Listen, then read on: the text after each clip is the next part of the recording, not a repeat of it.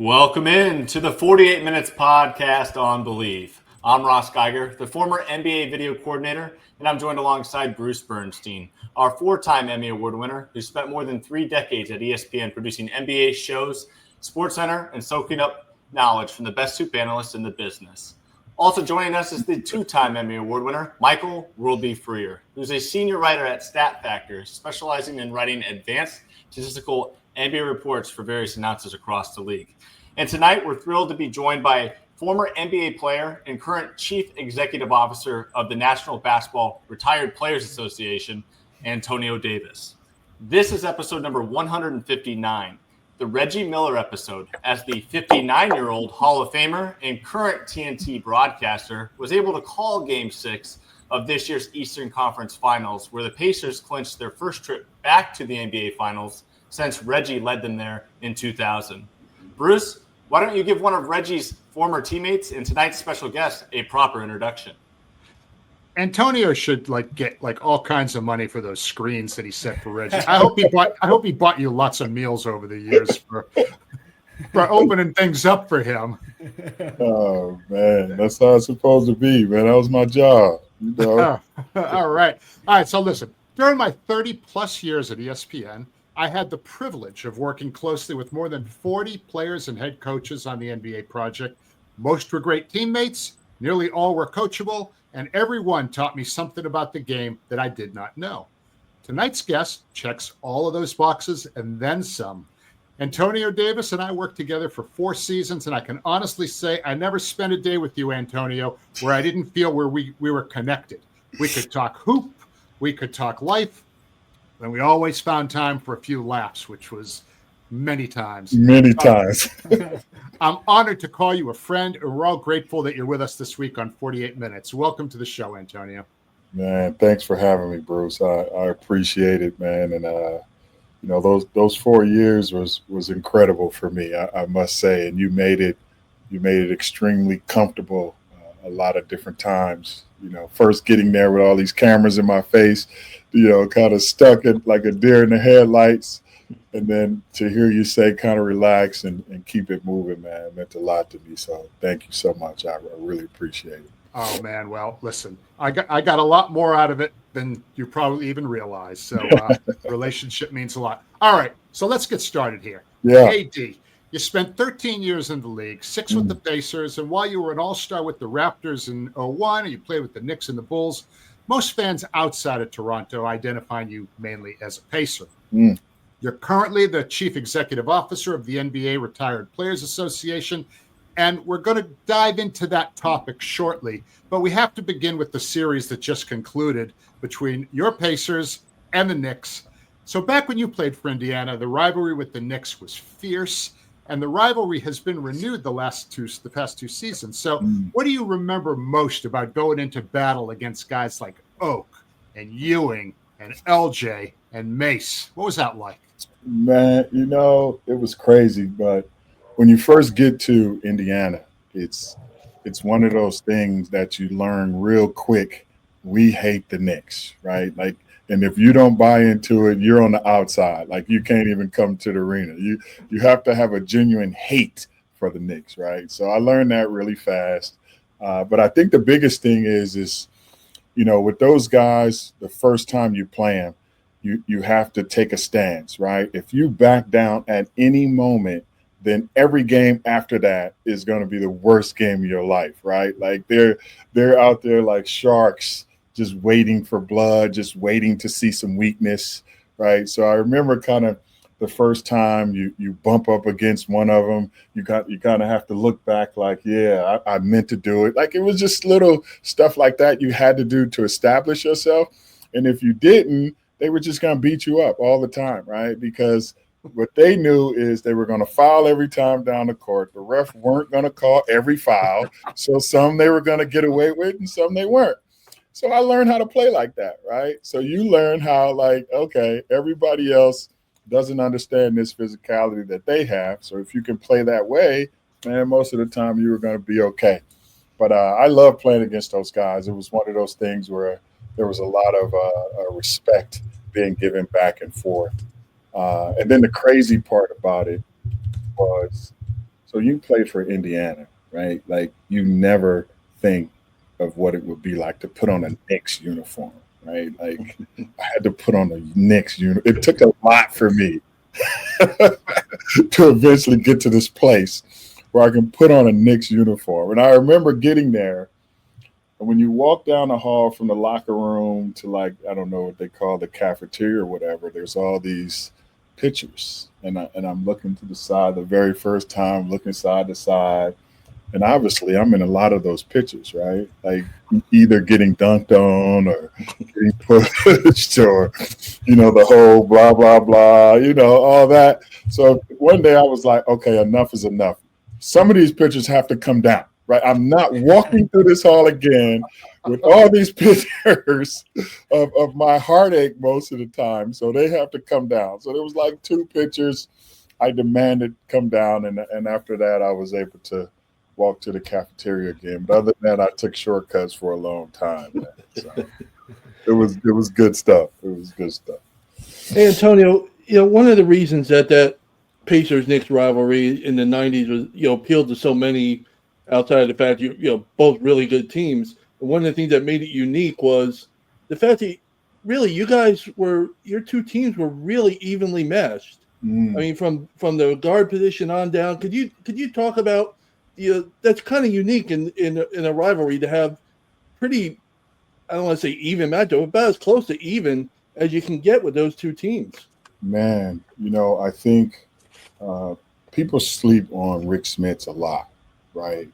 Rick was I've seen Rick give, David Robinson 35, Alonzo Mourning, 30, Shaq and everybody else 30, right? Like this guy can flat out shoot it, step out on the floor, jump hook, you name it, right? And so to have that against Patrick Ewing and then obviously, having to deal with that physicality, it was like, okay, come on, Pat, man. I'm not going to let you beat up on Rick. Like, we're going to have to save Rick sometimes like we were saving Reggie. Like, let Rick get off and do his thing and then go down there and just, okay, Rick, I got you. You don't have to guard Pat. We'll put you on a Charles Smith or somebody like that. Do not put him on Oakley because you know what's going to happen there. But a lot of times, yeah, we were well matched with a lot of different teams. The other thing that people sleep on is Derek McKee. I thought Derek McKee was our most valuable players. Most of the time he was on the floor, can play all 5 positions on offense and defense, which was just so crazy. A lot of times you would see him maybe bringing the ball up. You would see him guarding Michael Jordan. Like, he was the guy to me, right? Learned so much from that guy. Actually, just seeing him when I went back to see Game 4, it was so good to see a lot of those guys there. Travis Best was another one. Jermaine O'Neal, who I didn't play with, but I played against. But just being there, seeing a lot of those guys brought back a lot of great memories. Now, Antonio, looking back on your memories battling against the Knicks and then taking a look at this year's exciting Eastern Conference final between the Knicks and the Pacers, what was just your overall thoughts with how that one went? I mean, were there some similarities there that you saw that kind of brought back those memories inside the Garden as a Pacer or vice versa? Just what was your overall takeaway from that hard-fought series between those 2 teams? The crazy part was people kept talking about, how the game has changed and what have you. But I thought it was a pretty physical series, for basketball in today's world. There was a lot of, to me, kind of roughhousing and pushing. I kind of loved it. Like, maybe I could play a little bit, in this day and age. It wouldn't be so bad, right? But I do love the physicality they were letting them play, letting them, to me, especially when you see some guys picking up, 94 feet, which, if you're guarding a guy like Jalen Brunson, which I think the Pacers did a great job at keeping a fresh body on him, picking up 94 feet, wouldn't let him catch the ball in his spots. They double teamed him a lot. So you just give them a lot of credit for so many guys stepping up. And I think eventually that's what kind of won the game for them. They were able to go so deep. I think, even in game 6, you saw that they pretty much went 11 deep. And I don't know if the Knicks was able to go 11 deep like that, which is not indicative of what Knicks used to be, right? They used to be able to go 10, 11 deep.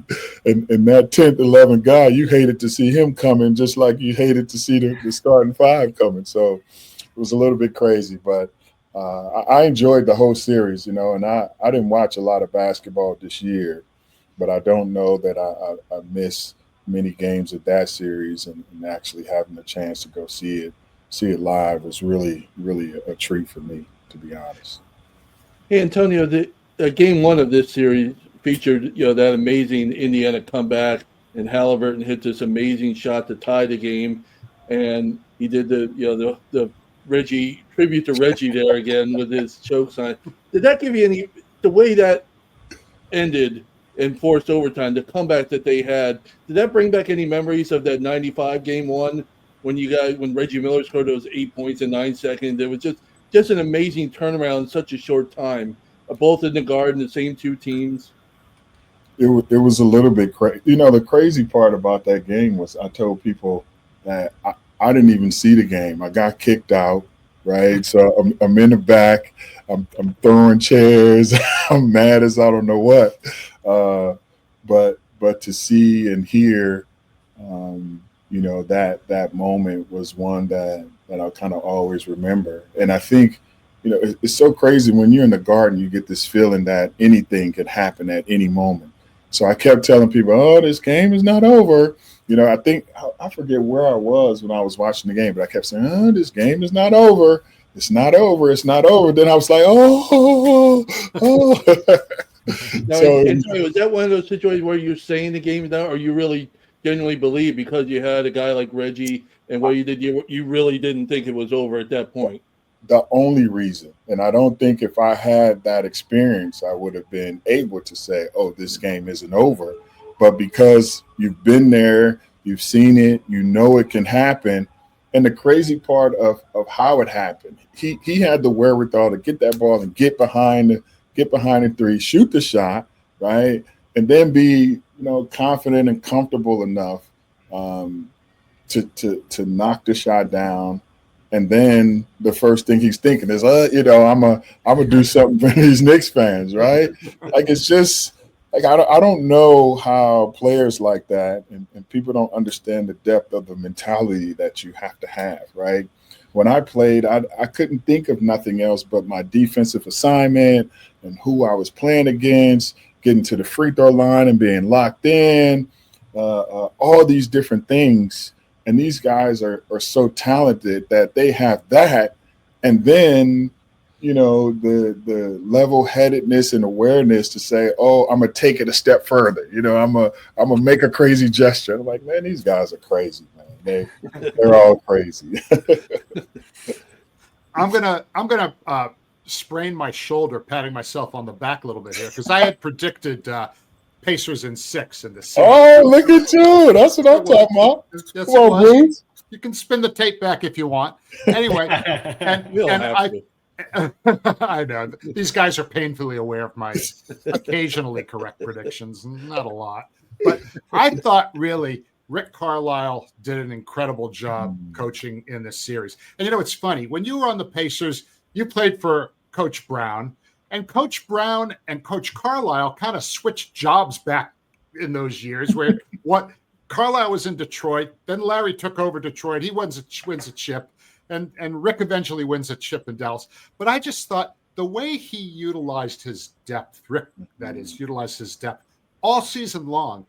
He always, by playing guys all season, they were ready to go in a situation where they had to perform. Whereas with Tibbs, he didn't decide to expand his rotation until this series was already halfway over. Right. Do you feel that how would you evaluate the coaching jobs, with Rick and Tibbs in this series? I love Rick. I had a chance to play for Rick. Remember, when Larry Bird became coach, Rick was assistant.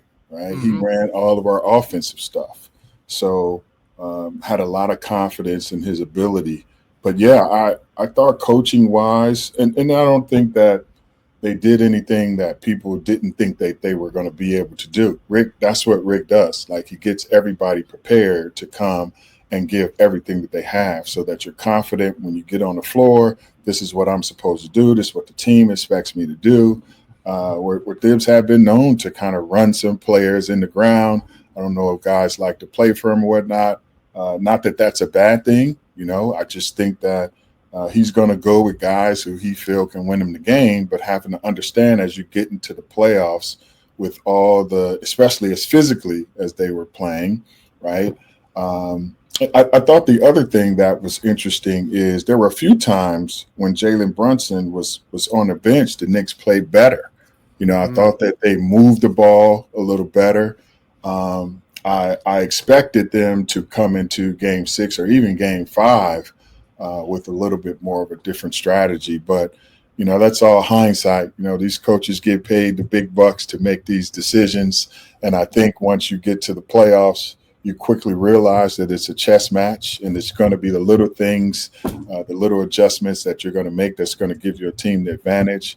But you have to tip your hat to both of these teams, really, right? Like, Indy was 6, and the Knicks were what, 4, 3, something like that, 2, 3, I think. Right. So both of them had to, beat some pretty good teams in order to get there. So you want to give them a lot of credit.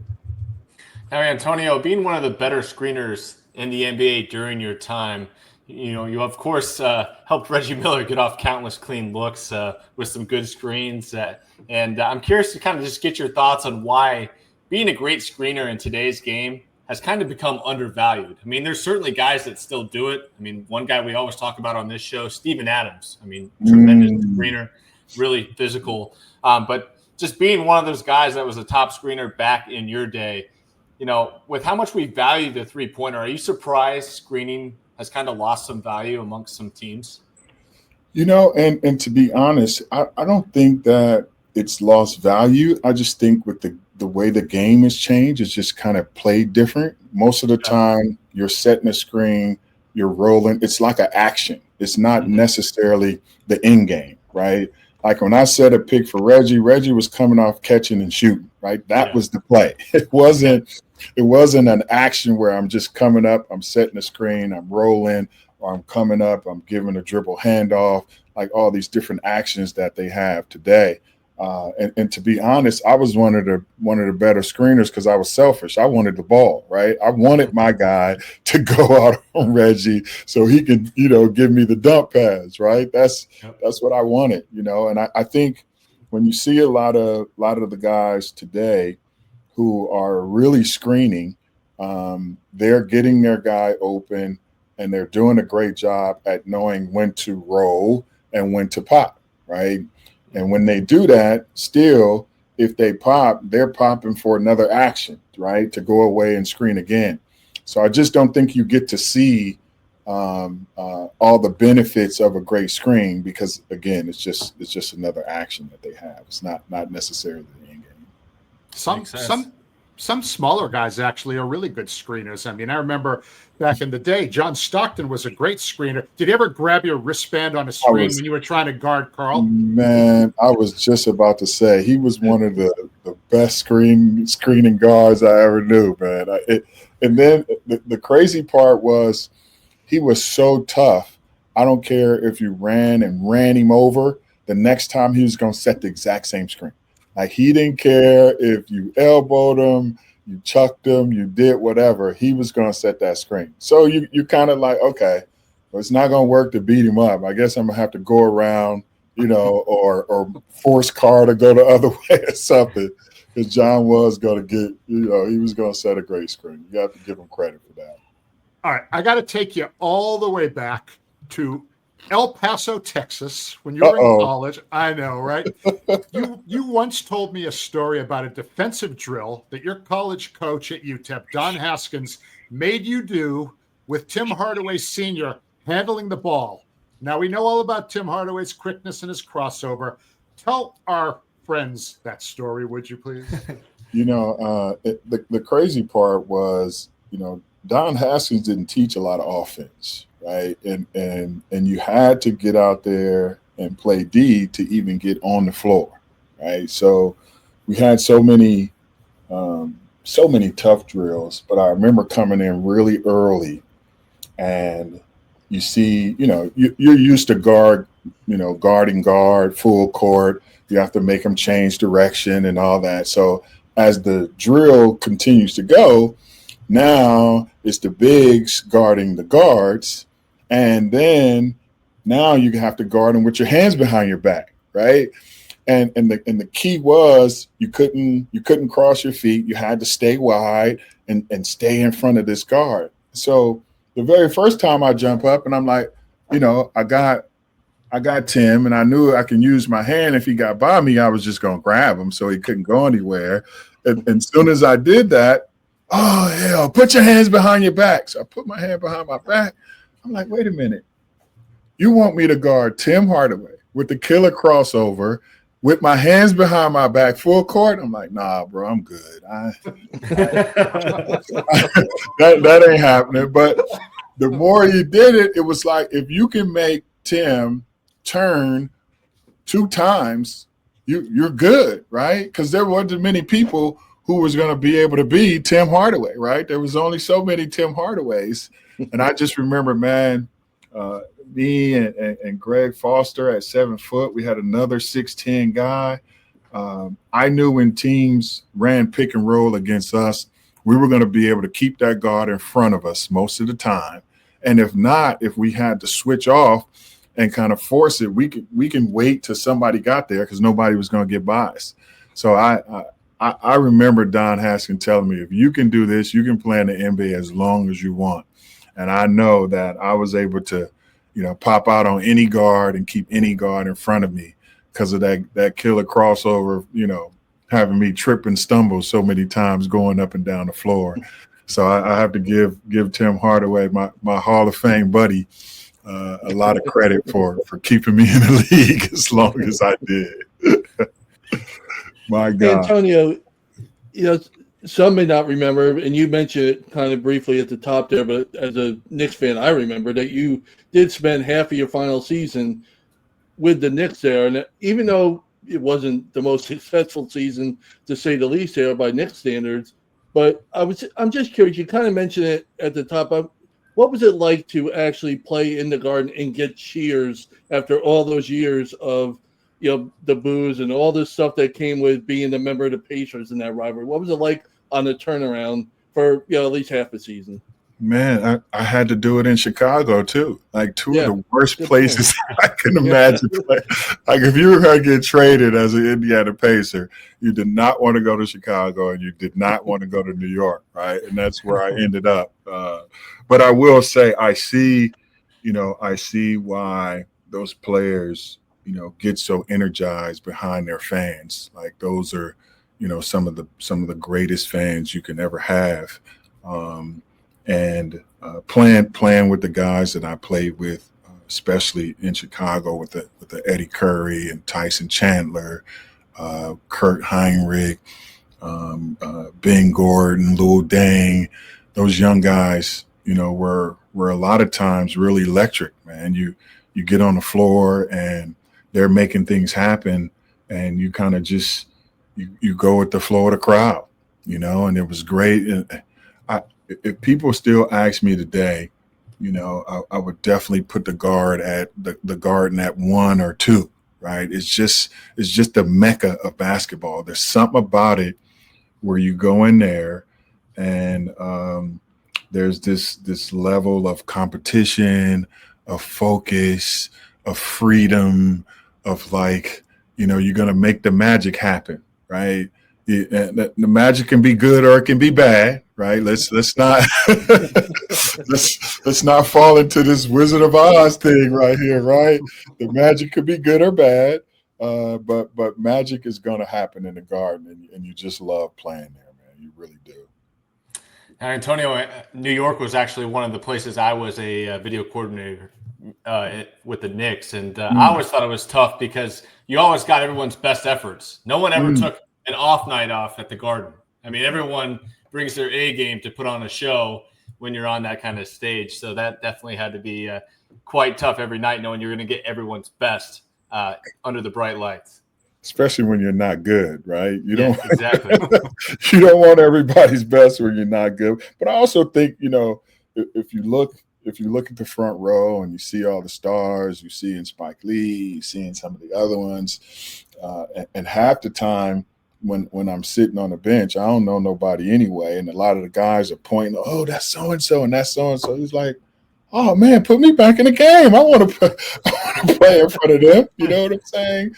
So I think it was some of that, as a player to have a chance to play in front of such, big name celebs on any given night was always, kind of cool and huge.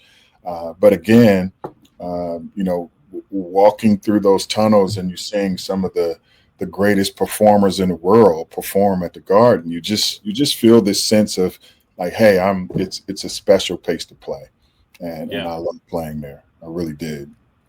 Now, Antonio, you mentioned getting traded to the Bulls and to the Knicks, but another place you got traded from Indiana to was Toronto. And I got to admit, my childhood hero was Vince Carter, and you just so happened to play with him during his best season of his career in that 2000-2001 season. That was peak Vinsanity. I remember it like it was yesterday, just being such a big fan. But you talked about Reggie and kind of just being around him and kind of his mindset. What was it like being around Vince during that era in Toronto? And my kind of follow-up to that, too, is do you think he is the greatest dunker of all time?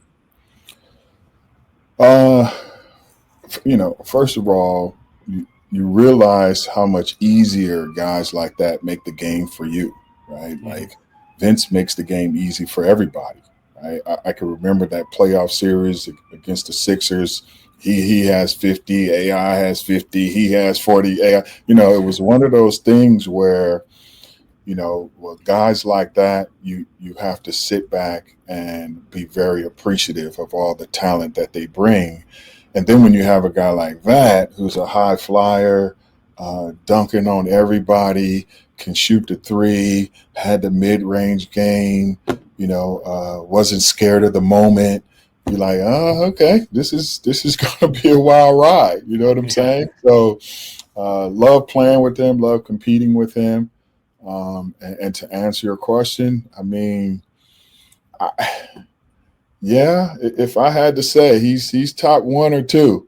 Yeah. 1, 2, or 3 for sure. I don't know nobody in the game who can't put him in the top 3. Then you're just going to have to argue, where you're going to put him. But some of them dunks and on some of them nights were just kind of crazy. You know what I mean? Yeah. He had those just big hands and long arms. I think that's what made it so nice, right? It's like not only did he jump high, right? Yeah. Not only did he jump high, he had long arms and big hands. Yeah. Such an incredible thing, man. Like, I loved it. Antonio, we talked about the past here, and we also talked about this series with the Knicks and Pacers that just concluded. So I want to get your thoughts. What the finals matchup between the Pacers and Thunder? How do you see this going? Does Indiana have a shot to pull off what would be a pretty big upset? Listen, man, it's the finals. Everybody has to show up and play basketball, right? I know if you look at them in matchup, I think they may have a couple matchup problems, but I think at the end of the day, they'll go deep, and if they compete, they got a chance. If they don't compete, and they butts whoop. It's just that simple, right? And I don't believe in all of this. What people say before the game and what people's predictions are and all of that. We just got to go and let these guys play. They deserve to be there. They had a couple days to rest and get ready, to celebrate, rest, and get ready. So hopefully they just come out and play, man. You just never know what's going to happen. But OKC is tough. They've been tough all year. They got the MVP. player. So SGA, you just got to know he's going to do his thing. You keep a fresh body on him, try to beat him up. But it's not many guys that you can put on a guy like that and literally shut him down. You just have to slow him down and force some of those other guys to have some incredibly fantastic games, which they've had. So you just kind of wait and see what happens, man. I'm a believer in anything can happen. I'm not counting my Pacers out, I'll wait for Bruce to make the prediction, and then I'll go. I'll go. He's got the magic touch this postseason. And once he say my Pacers are going to lose, then I'm going to come looking for you, Bruce. I'm going to have to really come looking for you. All right. Well, I guess I better just keep that one to myself for a minute, then. All right. We're going to talk a little bit about your new gig, but I want to reach back to a very notorious moment in the Pacers-Knicks rivalry to kind of help us bridge into the new topic. And obviously, we're talking about one of the most notorious plays in the history of the Knicks-Pacers rivalry back in '99. They called you for that phantom foul, which was an absolute horseshit call. Oh, you went straight up and down. You didn't even jump. You just put your hands up in the air. But anyway, so it was one of the worst calls ever. Handed the Knicks a game that they didn't deserve to win in regulation. Had it gone to overtime, they maybe would have earned it or maybe not. You guys might have got them in overtime. Right. So anyway, just courtesy, he blew the whistle. He knew immediately, and he said that he would be haunted by it for the rest of his days. I'm curious whether you ever had a chance to talk with Jess about it before he died back in 2017. And also, I would imagine other refs have had those kind of experience, and certainly former players have them too. Do we sometimes forget that athletes are real people with real feelings, and we sometimes just look at their physical skills and we don't consider their emotional well-being enough? I would imagine retired players deal with that stuff a lot. Man, we have stories like that all the time. It's not the story you want to tell, you know what I'm saying? But oftentimes you feel like, and for me, Bruce, to be honest, I felt bad because it was lockout season. Everybody made sacrifices to be in Indiana. We worked our tail off. We knew we were prepared, and one game doesn't one win or loss doesn't change the series. You still have to go on, but it took me a long time to really grasp the fact that that it wasn't all my fault, right? Like, we had an incredible opportunity. Would I have done anything different? Maybe not, right? I thought I was in a great position and made a great defensive play. So you just got to trust that you're doing the right things. But referee calls are part of the game, right? Like, maybe they miss some calls during the game. They're going to miss them and make some good ones, make some bad ones.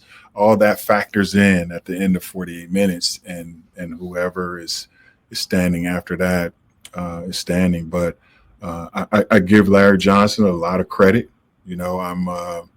I've had a lot of therapy, so I'm okay with it, right? Like, but I mean, I felt so bad, man. And not just because of anything other than, I love those guys that I played with. Like, we were a true family, and to some extent, I felt like I had let my family down. But you have to go and deal with that pretty quickly. And like you said, people forget that we're human beings. But I don't know that I slept that night at all, and had to get up the next day and go to practice, and the next day and get ready. And that's, you just kind of bounce back and keep it moving, right? I can't take nothing away from the Knicks or from Larry hitting that shot. We still had opportunities to go and knock down some other shots, and we didn't. So was that call big? Was it a bad call? Maybe not. But at the end of the day, the Knicks won, and you have to give those guys a lot of credit. You really do.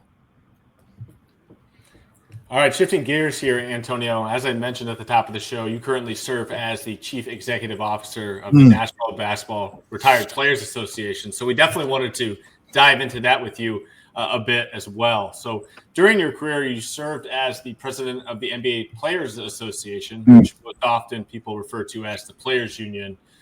Your current members consist of former NBA, ABA, WNBA, and Harlem Globetrotter legends. But the Retired Players Association isn't really a union. So can you describe what the mission of the NBRPA is? So it's interesting that you say that. I think when you look at our founders, Dave DeBuscher, Dave Bing, Dave Cowens, Archie Clark, and I always Oscar and Oscar Robertson. How can you forget Oscar Robertson, right? They created this association. It's almost like an alumni, right? So no, we're not a union bound together like that. But I think that we have this kind of camaraderie. I think that all of us need once we're finished playing. So I think this association was built around camaraderie, staying connected to the game, making sure that we were taking care of each other, and also realizing that there was strength in the group, right? So I came in and start thinking about our mission, and what I quickly realized is a lot of what we were doing was kind of centered around our members and making sure that we can fill in the gaps, whether they are transitioning out of the game of basketball or whether they were, and I hate saying transition out because really what we're doing is just transitioning to the next phase, right? Most guys now are, kind of finishing the game in their early 30s if they're really lucky, and they got more than half of that to still live. So you're just trying to find that next passion and help them get moving.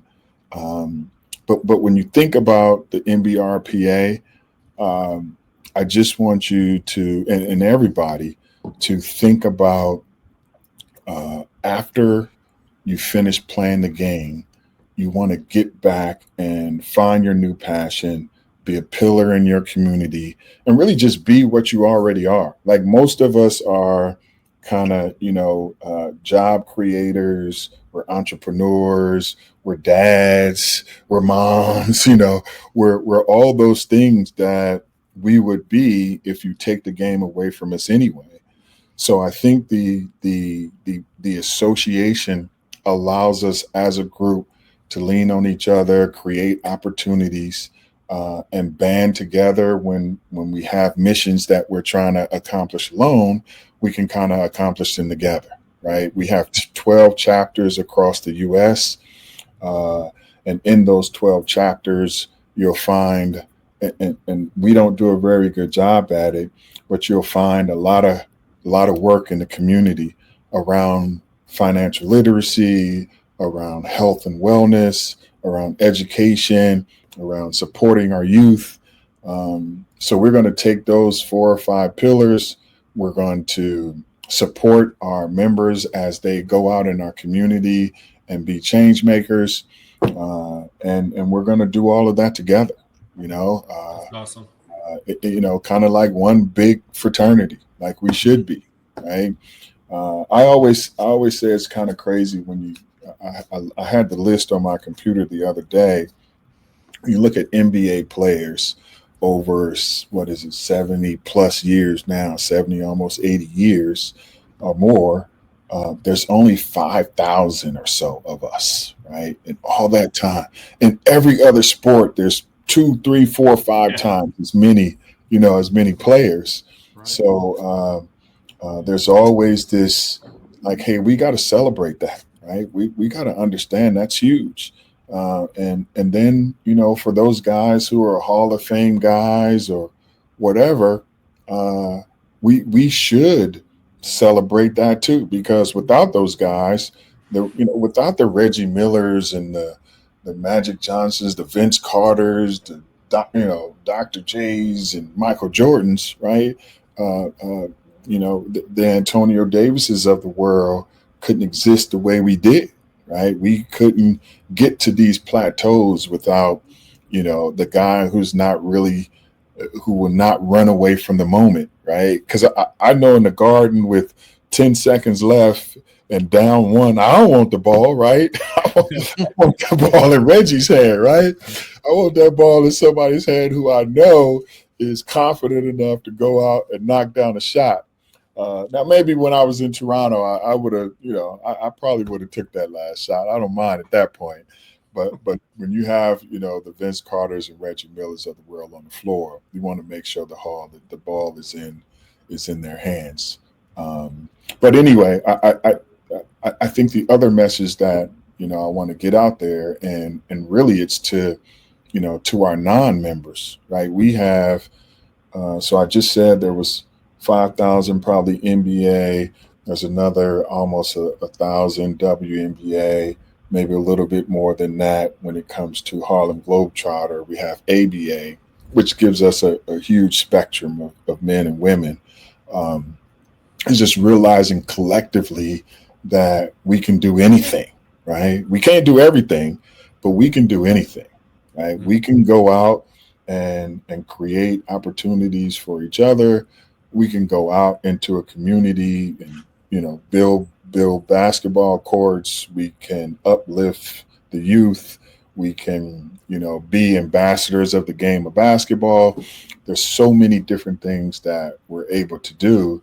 We just have to go out and commit to doing it together, which I think that's what our founders wanted. They wanted this camaraderie and they wanted this association to mimic more of an alumni association than they did a union. So that's what I'm tasked with. That's my job, and it's a big job. It's a huge job, but I find it to be a blessing. That I get to connect with a lot of different guys and a lot of different women on so many different spectrums that are doing so many wonderful things. I can't wait for us to get in a place where we're able to get these men and women out there telling their stories. Bruce, you're going to love it. I'm going to have a lot of them come on and talk to you guys, man, because they have some phenomenal stories that we're not telling, for whatever reason,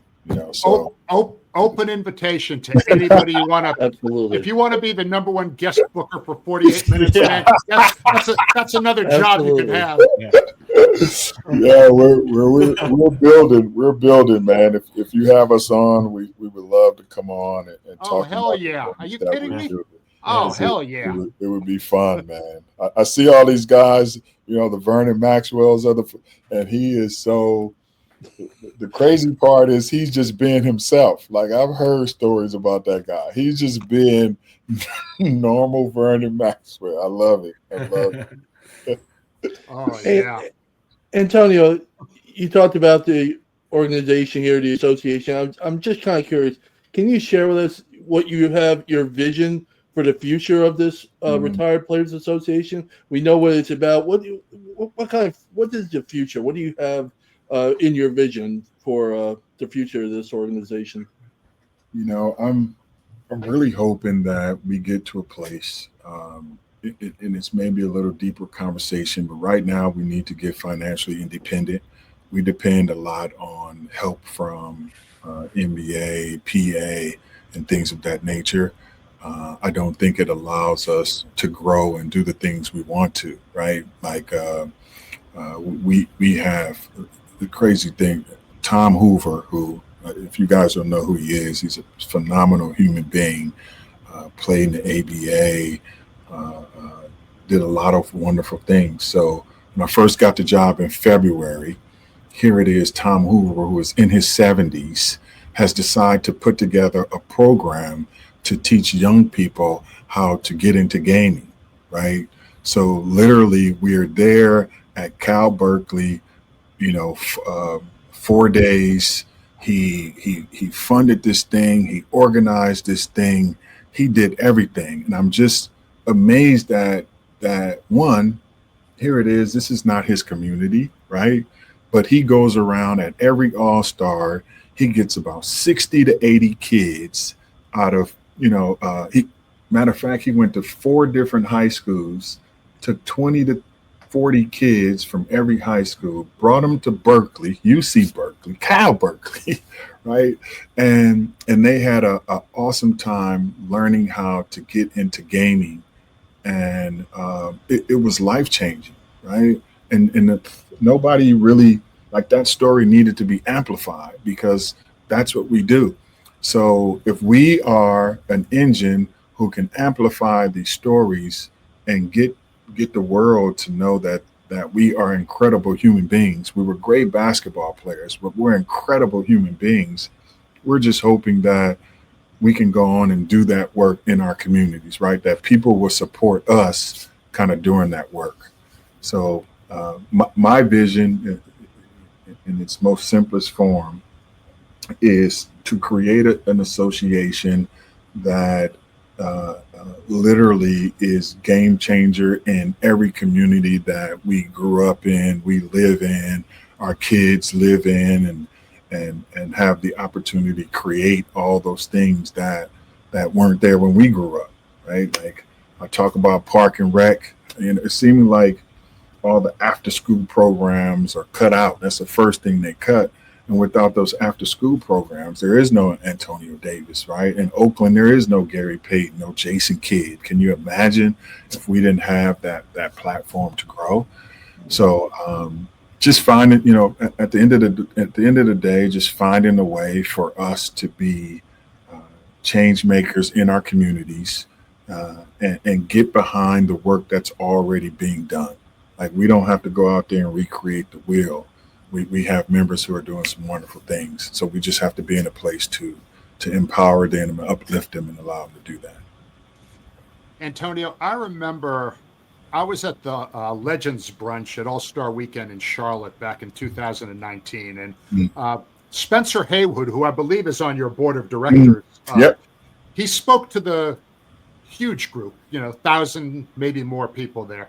And he called for better health care for retired players. He mentioned Chris Paul, who was then the head of the Players Association, as a strong advocate in favor of it.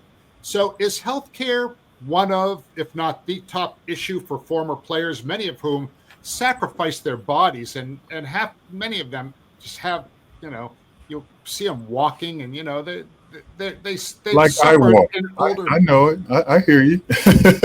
I never saw you walk that way. But you always just kind of glided onto the steps, like these little beams of light underneath your feet. I appreciate it. Well, listen, man. Let me say this. I think the National Basketball Players Association and the NBA has done an incredible job of providing that health insurance. If you've been in the league at least 3 years and up to 10 years, they'll cover you and your family, kids, and all of that. I use that health insurance to this day. Obviously, as our association, we're looking at, hey, who are those members who didn't play at least 3 years, but if you played 1 year or 2 years, how can we get them coverage? And then WNBA players don't have that health insurance from their league, right? So it's stepping in and helping them with that. But we've had so many, our founders included, have kind of paved the way for pension, for health care. We have a health reimbursement account.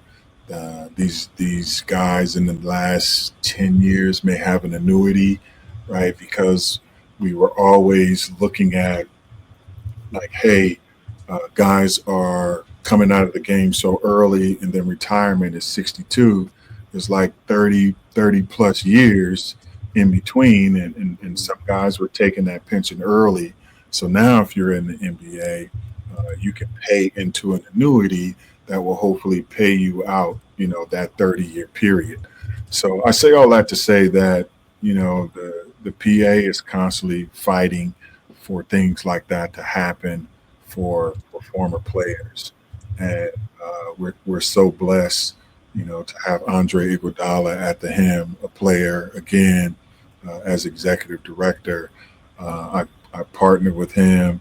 He's helping us out tremendously. His team over there, Krista Chin, Morgan Cato, who they just got over there, Cameron Jones, who's their CFO. They call me all the time. Just, hey, what do you need? What support? What resources? Whatever. So it's a great partnership, and same with the NBA. I think they've done an incredible job at kind of helping us. We're going through, some negotiations, and I won't get too deep into it yet, but I'll have to come back in and talk about that, right? we have our own kind of collective bargaining coming up here, so we have to make some huge decisions, but a lot has happened, though. I say all that to say, Bruce, that a lot has happened in these last 20 years or so to help former players. I think we just have to do a better job at kind of, coming together as a group and making sure we take advantage of who we are at all times.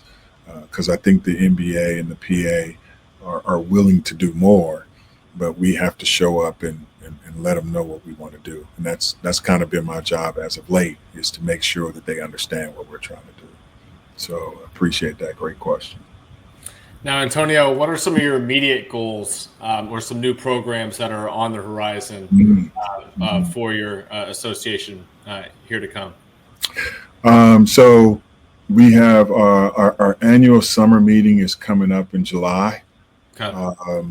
Usually we would have, it would be more of a getaway type thing where we would just come together and have a lot of camaraderie events.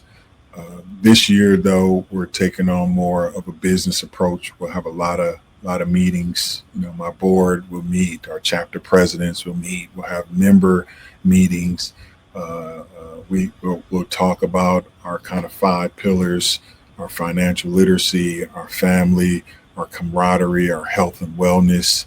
Like we will make sure, just as you guys have asked me, it's kind of one of the things that I thought about when I first came in is what do we want to be known as, right? I don't want that to be my decision. I want it to be a decision that we're all making at all times. So when you think about it, the first thing we did is we have to get younger, right? So partnering with the Players Association and creating this continuum. So you're playing here with the union, when you finish with the union, you're with the Retired Players Association. And then we will help you transition, kind of into whatever you want to do next. And I think that'll be a big part of our services. I think this summer we have and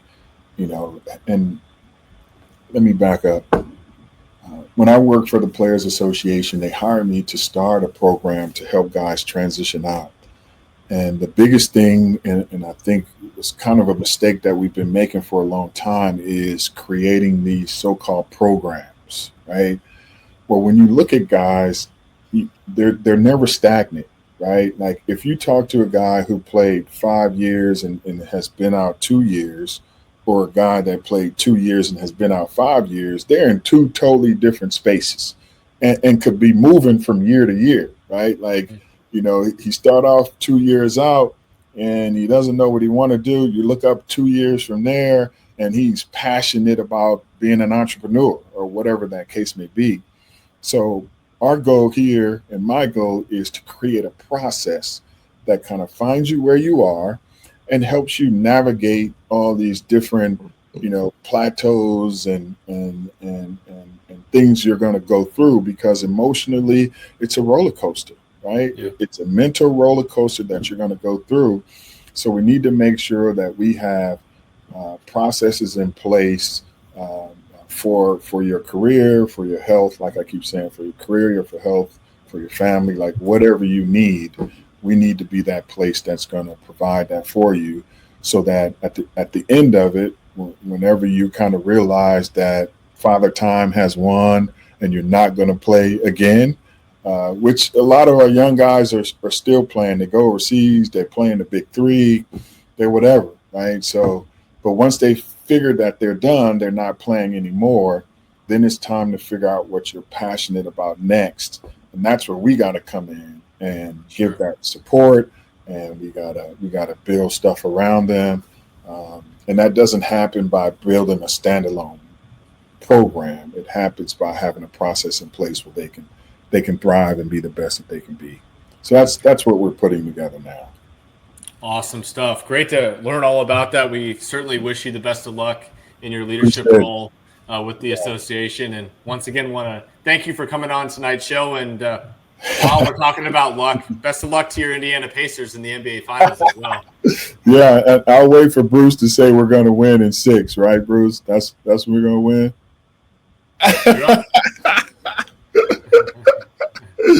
It's all right, man. It's all right. But thank you guys for having me on, man. And I appreciate it so much. The depth of which the questions that you guys asked were fun. Awesome.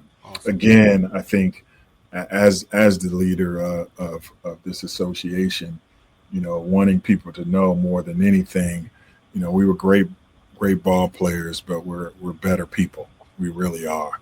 Once you get to know us, we love our communities. We do everything we can to help, especially the Harlem Globetrotters, man. So really quick. So a few weeks ago, Harlem Globetrotters they're celebrating 100 years this year. So they kind of kicked that off here. And I didn't know that the Harlem Globetrotters were started here in Chicago. I had no idea. There's a high school literally 15 minutes from here, from where I am in this office, where those 5 guys went to high school. And next thing you know, the Harlem Globetrotters were created.